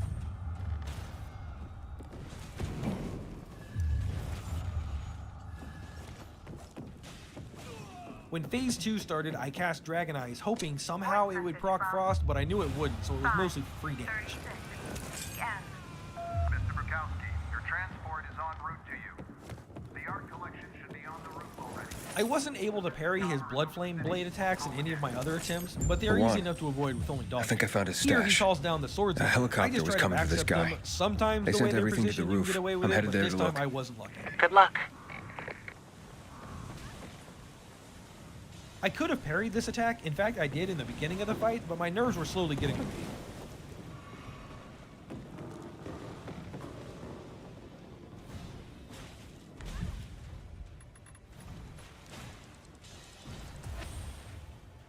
The big overhead slam is pretty easy to parry, but I missed the follow-up, and massive yellow hammer beats buckler, so I quickly stepped out of the way. I know that this attack is always followed up with this combo, so I just keep dodging. The slow double swing is also pretty easy to parry, again followed up by the spinning ground slam combo. Ah, fuck. There aren't any paintings left. Everything's With been just destroyed. one more parry, Morgoth the Luan Omen King has found fallen. our collector, Like I said, from here but no on sign out, of the his fights collection. get more involved. I don't Luan? recommend anyone ever do Hey, this you one, there? but I'm going to share my strategies Jesus, for the tougher Aiden. fights for those of I you who told don't you know I was Reborn. leaving. I Okay, didn't quick even know thing. these dudes Nothing had a here gravitas. except for a bottle of whiskey Oh, well and said. one of vodka. Gosh, it sure At would least the suck if whiskey's the after good I stuff. slowly made my way all the way Juan across likes this a good bridge, whiskey. I missed time to dodge Maybe if and you got get him knocked off. shit-faced, he'll loosen up, so to I hate speak. this game. Stupid dog, I bought the beast repellent torch. He's still in the can't touch me. canteen? I saw him leaving. Seemed to be heading back to the ship. Before Probably taking to on his the fire quarters. giant, I did Okay, another set of I'll go random there. things in preparation for And future listen, fights. that First, I got vodka, the Faith Knot Daniel Crucifix is a God's big King prayer fan. book so I could buy Black Flame Blade. Next, If you're I planning grabbed to the drop Great Shield by, Talisman which you for probably Guardians, aren't. something I should have done ages ago, considering I'm using a But if medium you shield, really but want to get to know hindsight this 2020. city, Absolutely this is the way. eviscerated this Just saying. Netherite bird with holy water pots for the red feathered branch sword, then made my way to Carria Manor. The reason I didn't come here earlier was because I was worried about Loretta's magic damage, but we're so laughably overleveled for her now, it doesn't matter. Talked to the 5th best girl to start a questline, then safely grabbed the Bolt of Grandsons. I also yoinked Lionel's armor because I have a feeling I'll need it later, then I descend into the sewers. Bows are the second most useful thing in this room. Can you guess what the first one is? Time for Mog, who I didn't anticipate to be a problem, at least not this version of it. I'm sorry, honey. Great start. It's my The only fault. thing in this fight that sucks is when he calls Blood you down guys- directly on top of me, because depending on how he follows up, there might be no choice but to dodge back into it. Hey Mog, I need to heal. Don't like the look of that. Thanks, Mog. I get the Erdtree favor +1 to take on everyone's favorite FromSoft boss, platforming over an instant death pit. This was tedious. Without being able to microspace myself with moving, I had to rely on hitting a wall with my weapon to bounce off, then hoping ground slam wouldn't go too far. But at the bottom, I claimed both my prizes, Inescapable Frenzy and the Fingerprint Stone Shield. Okay, I have delayed the inevitable long enough. Decked out in new armor, it's time to backstep across the mountaintops towards the Fire Giant. I know what you're thinking. How on earth am I ever going to handle Fire Giant under this restriction? Well, the answer might surprise you, because it sure as hell surprised me too. Dual daggers. Specifically Reduvia for bleed and a cold-infused quick-step great knife for frost.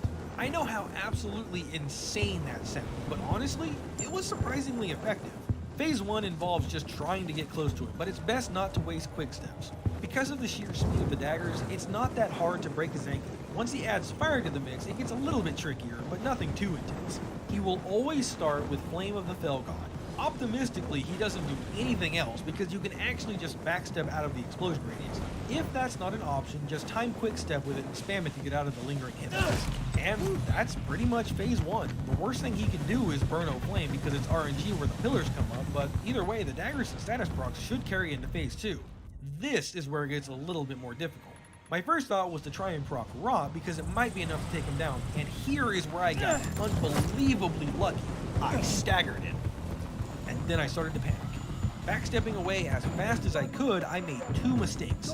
1, I accidentally drank my last Essus instead of using the telescope, and 2, I tried to hit him with Rot when I really should have been focused on survival. The moment I saw him open his mouth, I knew it was over.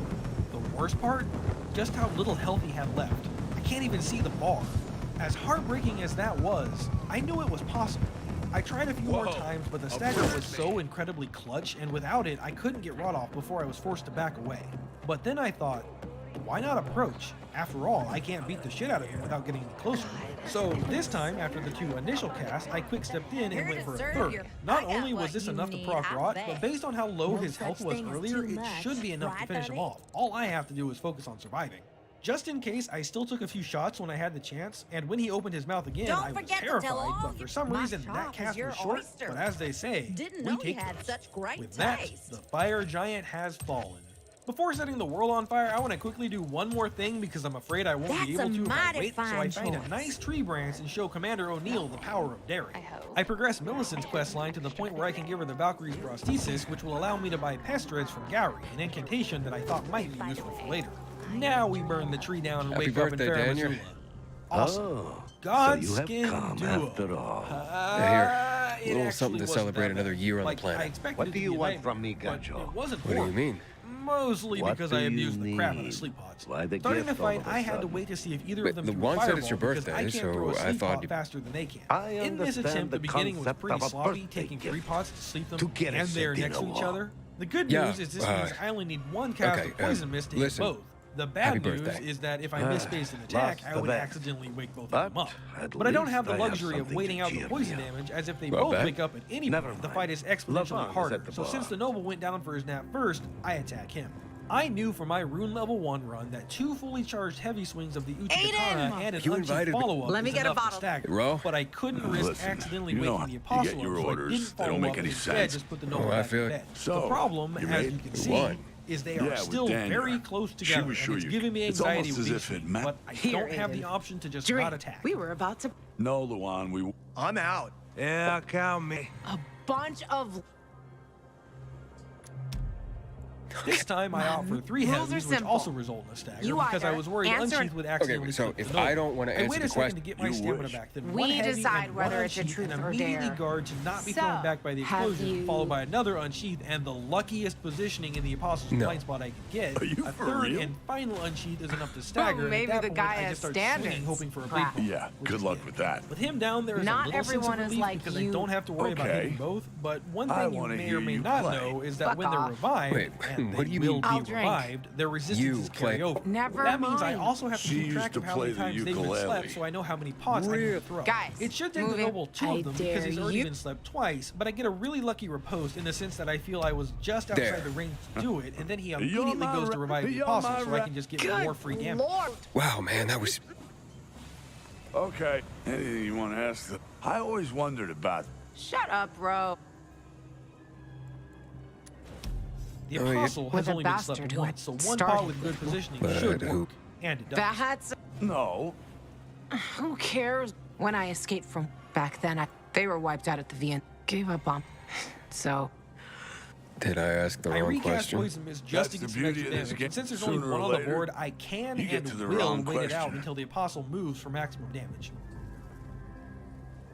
The moment he starts to get up, I take my 3 swings to Thank stagger you. him, but Let's instead of drink. following up, I throw 2 more You're sleep not pots the just to put him under. Are you fun? I'm not Nah, 100% it just sure, but means my that- understanding Where's of this the fight vibe? is they can only Now we played the revive game. 2 ways. Have a hit One, list. by the other one reviving God, them, Joe, or God, 2, if listen. they are both dead, And then the I'm one not that's been telling dead you longer this will come because back first. I don't even In other fuck, words, no but matter how never. long we sit here, Never. as long as the Apostle is alive and asleep, I don't have to worry about the Noble coming back.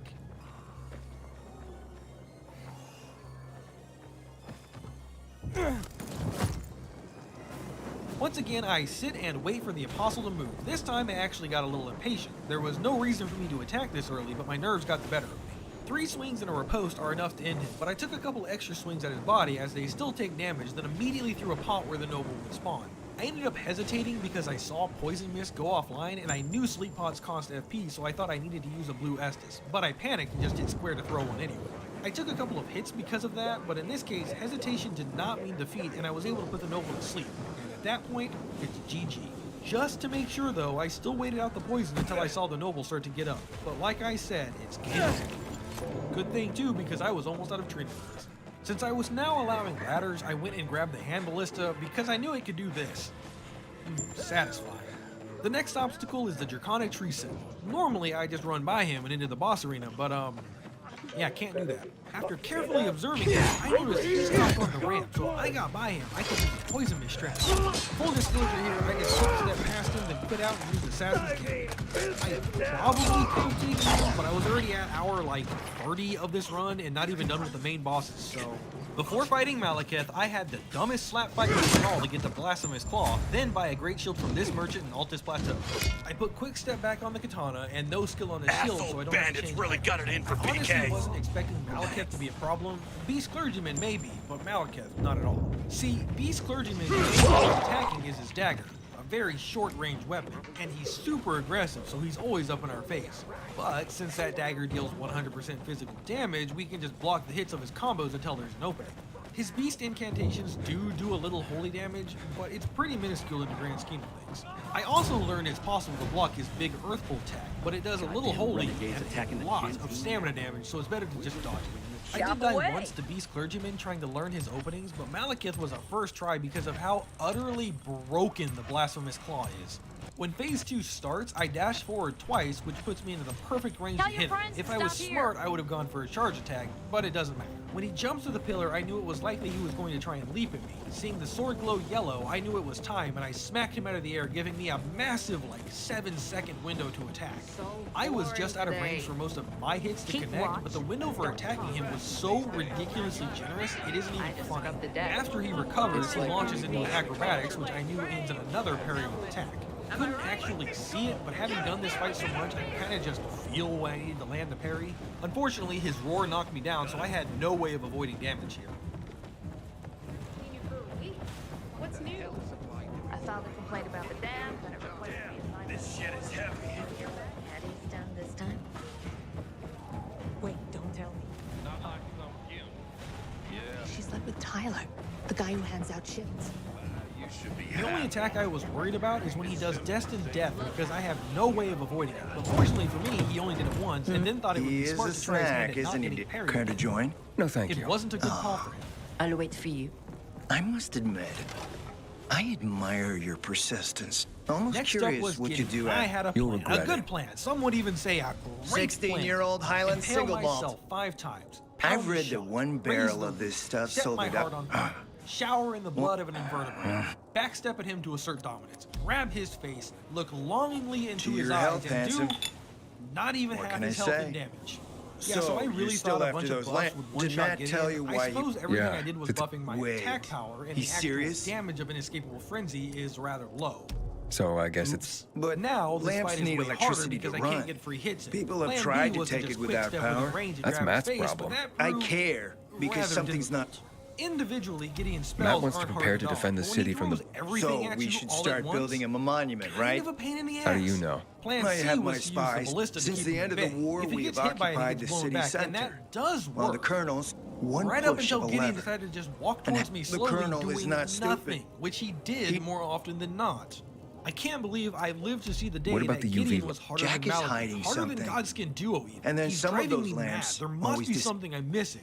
Wait a minute, that's it. It's been staring me Why in the would face Jack this whole skip- time. And he Madness. is, friend. I Jack learned never during got my over Frenzy the Flame fact that incantation he only run knew that some that enemies, if he attacked the including dam Gideon, won't and the dodge rising Frenzy water burst. levels So that was it would then. push the actual chemicals up strategy out of the became ground. stand in It's been a doorway and shoot stalemate eye for over lasers. 10 years. You know, I should But then, probably heal, but he's almost someone down. turned the power on.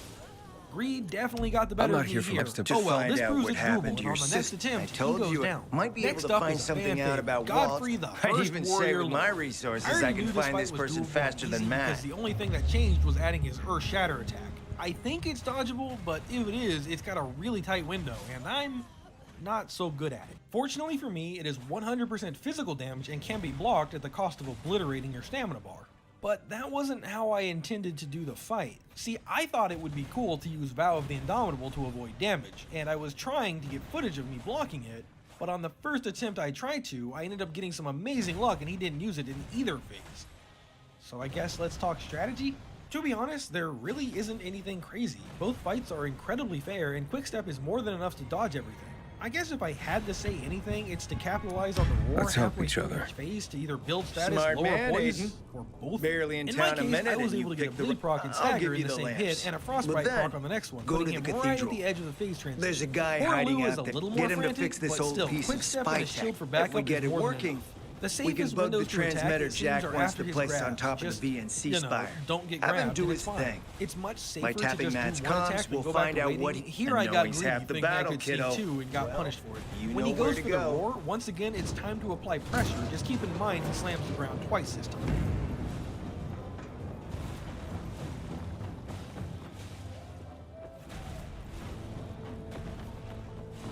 I'm not sure if that attack was dodgeable had I went for it sooner, but shortly after, I was able to get another guard break into a riposte, and that was enough to bring him down. I'm relieved that fight was easy, but kind of disappointed at the same time. That victory, however, was short-lived, as it was now time to take on one of the hardest challenges in this round, Radagon of the Golden Horn. I knew Radagon could be beaten. The problem is, not all of his attacks can be. Specifically, any of his holy bolt spells and his grab. So, the strategy of waiting around for him to attack and just parry him into oblivion wasn't going to work. I switched to primarily having quick step at the ready, and it was going much better. After a couple of attempts, I was able to get through Radagon, and with Pestarez at the ready, I quick stepped forward, fired off my incantation, and did absolutely jack all with it. That's a problem. I had completely expected to just be able to cheese Elden Beast with Pest Threads. Now the game is telling me that spell is worthless? Suddenly, I felt hopeless, like this challenge was impossible. I mean, if Pest Threads didn't work, what am I gonna do? How am I going to chase down the Elden Beast, a boss known for running away from the player, without walking? It sounds impossible at worst and utterly insane at best, and it is. Not only do I have to try to keep up with Elden Beast to actually attack him, I also have to worry about managing my FP in both this and the Radagon fights, because remember, there are no breaks between them.